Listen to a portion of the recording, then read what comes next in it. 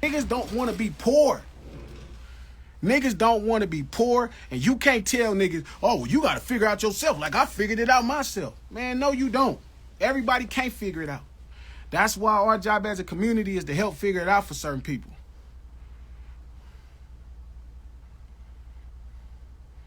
The thing about being humane, the verb of being a human being, right? The verb of being a human being is to care about other people. If your dickhead ass just care about what you want to do, then you're literally not being a human fucking being.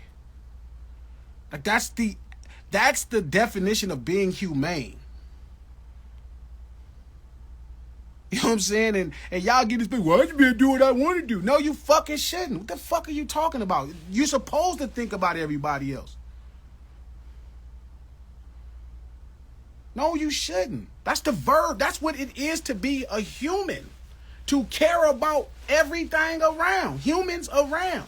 So if your dickhead ass is focused on, I just want to do what I want to do because I want to do it. No, you got to care how it affect everybody else. You should be if you actually are being a human.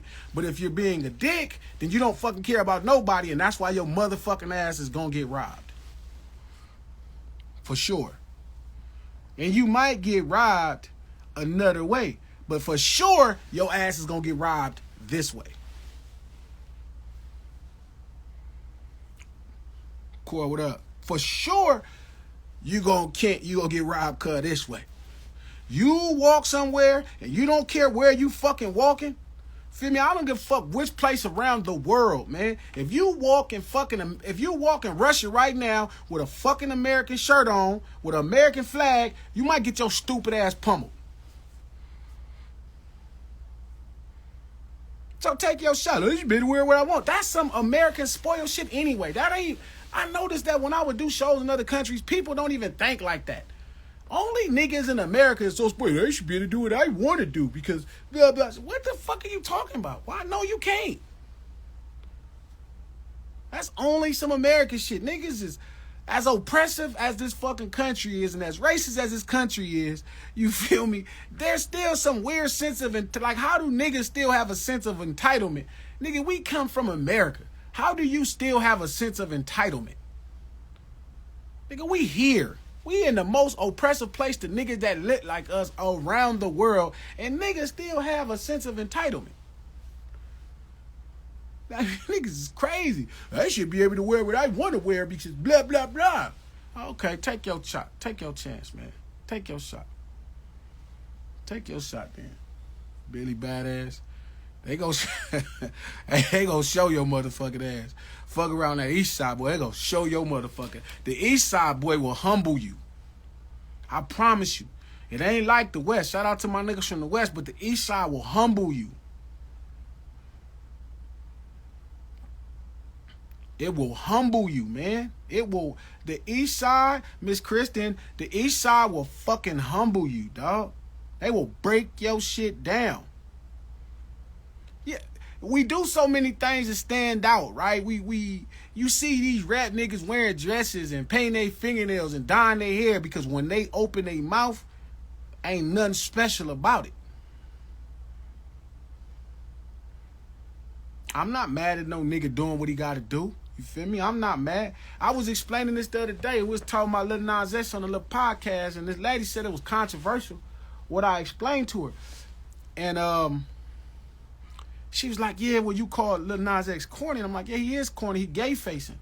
I mean, it's a lot of niggas who do corny shit who overdo culture. They just put it on way, way, way, way too much. Shout out to my boy, free my boy C-Mac. C-Mac is the same way. Like, most niggas within the city look at C-Mac and laugh at him. He's like kind of a parody, like a caricature of a Crip. Like, niggas don't look at him and be thinking, man, that's what a real Crip. But to the outside looking in, they think that's what niggas really is. They think, for some reason, I notice people from around the rest of the country means as a Crip, you don't take care of your children, or as a Blood, you don't take care of your children, or you don't want a job. They have all kind of silly stereotypes of what they believe, people is about. There's a lot of corny shit going on. That's some corny shit to even say. Oh, yeah, wear what I want. No, you shouldn't. No, you fucking shouldn't. Take that dumbass shit off. Get worse and worse, man. Nigga, there ain't got to be no rocket scientist.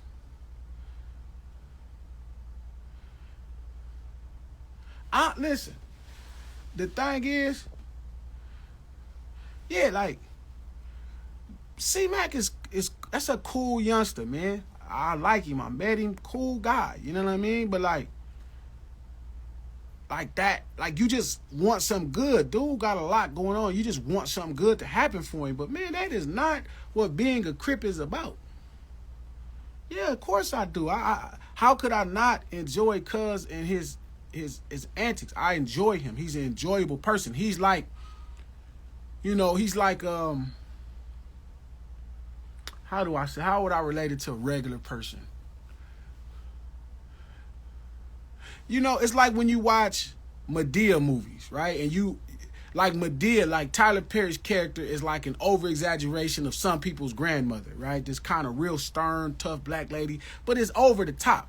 That's how C-Mac is as a Crip. You know what I mean? Where other Crips watch him and you like, it's like Madea. You know what I mean? It's this super over-exaggerated version of what a Crip is. Now, don't get me wrong, there are some grandmothers, it's a rare small amount that are exactly like Madea, but that is very minute. Most grandmothers have like ideas that are like that, right? Stern, strong.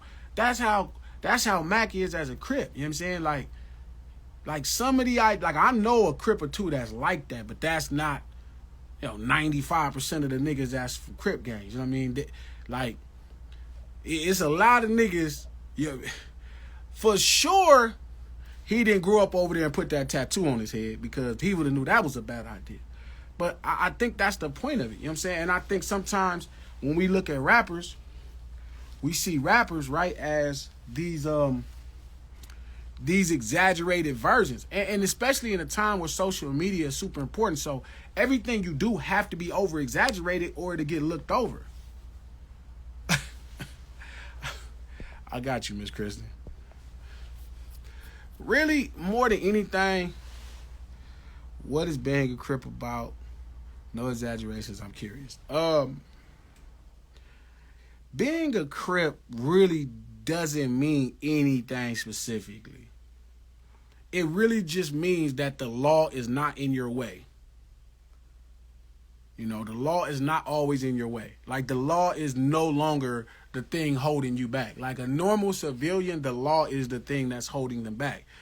As a gang member, you have a group of people that you surround yourself, and the law is not holding you back. You know what I mean? You deal with every problems the way the law don't control how you deal with life. Versus the average everyday civilian, the law determines how they deal with life. As a Crip, the law, as a Crip or as a Blood or as a Piru, the law don't tell you how you deal with life. That's pretty much the bare minimum idea of it. It don't really, like, being a Crip don't mean you can't have a job,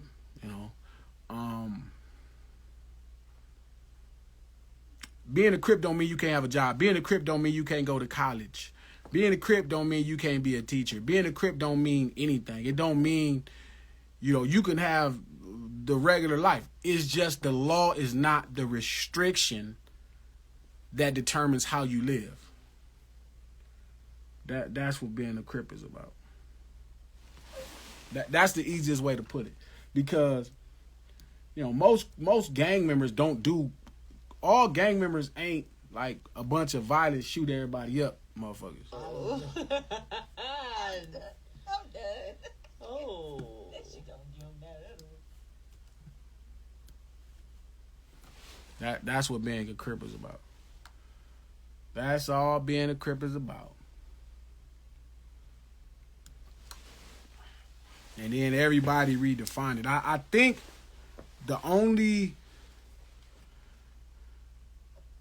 It's funny because me and I listened to Kent cuss me out one day on IG, and I just had to laugh because I understand, like, when somebody be passionate about something.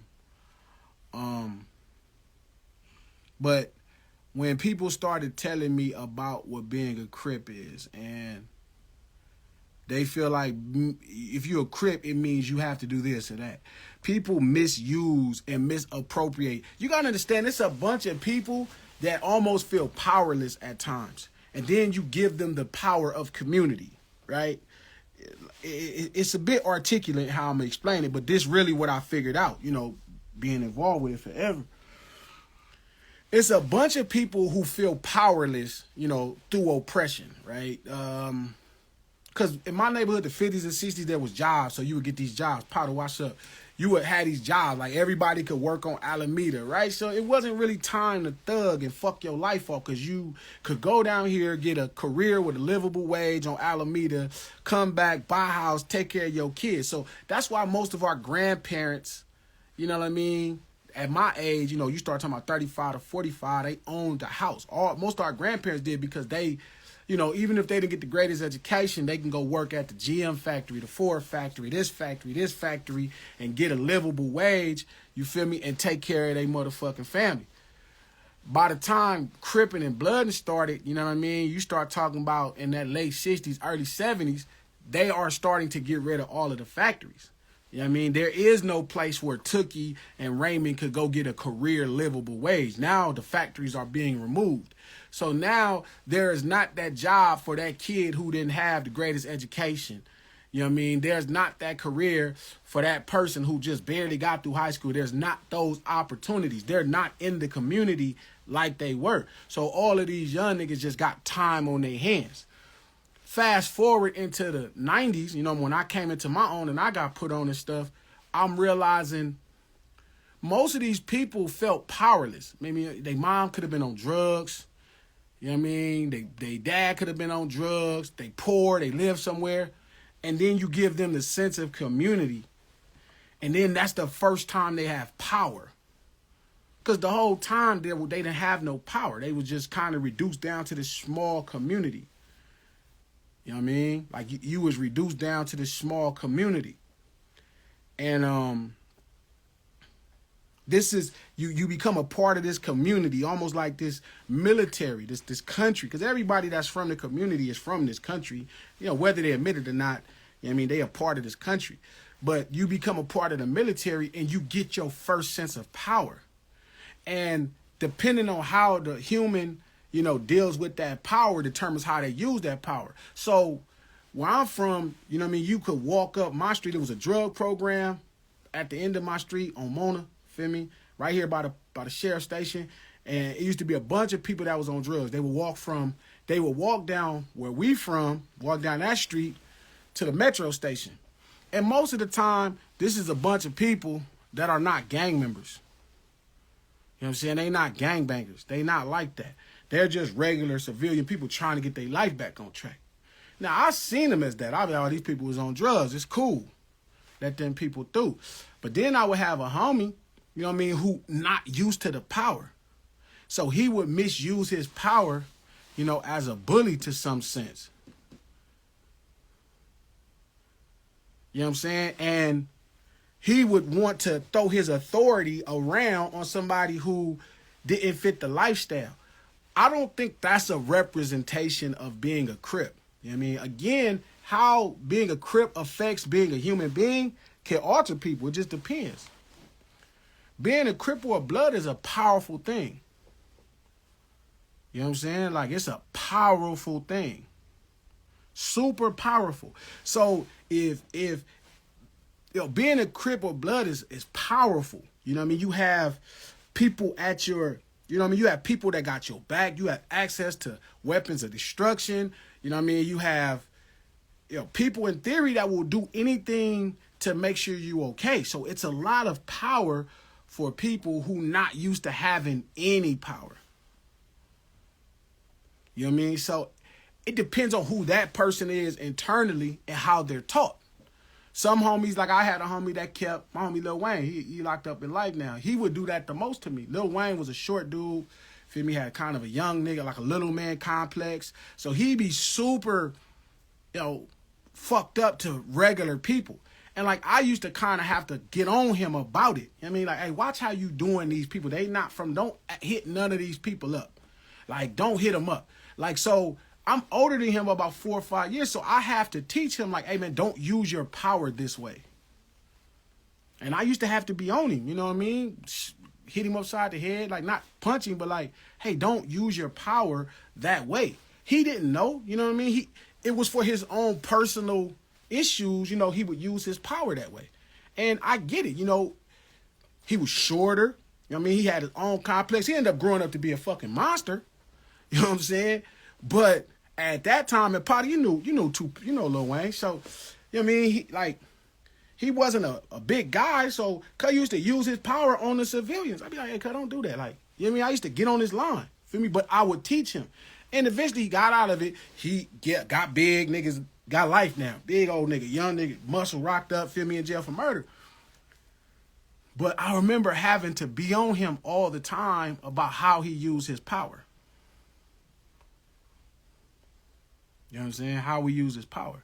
So being a Crip or a Blood is super powerful. It's super powerful. You know what I'm saying? And how you deal with the power, how you use it's like if you became a superhero. You know, some people going to become super villains and some people going to become superheroes. You know what I'm saying? Some people going to misuse their power and some people ain't. But I used to really get on Wayne tough. Like, hey, bro, don't, you know what I mean? Like, I remember we had situations with other gangs, and we finna be in huge conflicts behind somebody's simple shit. Like, we finna go into all out, you know, conflicts with other communities over some dumb shit. I remember that, you know what I'm saying? And me having to talk sense into niggas. You know what I mean? Like, bro, this is not worthy of a serious feud. Some situations is, and you got to do what you got to do. But a lot of times, you got to realize when people be that oppressed and desperate and you know what I mean, their conflict resolution is not at its highest. Nah, it's not dumb, dog. It's what oppression and poverty does to you. You know what I'm saying? It's what oppression and poverty does to you, dog. It does some shit to you. It does a number on people. And, you know, one of my homies told me, well, two of my homies told me they think I saved their life. You know what I'm saying? So, and I didn't literally jump in front of a bullet or have to gun a nigga down. I was finna shoot him. But just, you know, having a greater sense of conflict resolution than they did to resolve issues. We could be at the marketplace, feel me, and some niggas is looking, and then they looking, and now we looking, and now it's finna be some shit. And I'm like, hold up. Check this out, my nigga. Then I have a conversation with a nigga from over there and be like, hey, bro, what's happening? Feel me? And literally, it's something simple, and it's resolved. But if I'm not there, maybe they fight to establish, you know what I'm saying, who the one is. And then if somebody's getting the better of whoever is whoever, you feel me, maybe they start pulling out a pistol and the shooting happen. So it's important, you know what I mean? And like I was telling Kent that day, you can't think you're going to get rid of gangs. Poor people tribe up. Hell, wealthy people tribe up. But for sure, poor people tribe up. So you got to have the intelligent minds in the tribe. You know what I'm saying? You have to have intelligent minds in the tribe. So there's a greater sense of conflict resolution, if nothing else. You know what I'm saying? Without conflict resolution, you know what I'm saying, it's always a fight. It's going to always be a fight. And fights turn to motherfucking shootouts fast as a motherfucker. Fast, man. Fast as a motherfucker. So it's tough, man. It's tough. It's tough as a motherfucker, but shit, it's gonna be what it's gonna be. It's gonna be what it's fucking gonna be. But it's up to us, man. And the solution is definitely not silencing. I appreciate that. The solution is definitely not silencing the art reflecting, you know, the current standings of our community. It is that if it's a war going on, we are privileged to have information, and now it's up to us, because as everything, you feel me, to go in and help, figure out the mindset that's allowing this to happen. Don't tell the painter not to paint the fucking picture. That's just crazy. Niggas, imagine, you feel me, the Last Supper. It was like, oh, this is gonna teach betrayal. Don't paint the Last Supper. You feel me? Nah, that's the gift that keep giving. I appreciate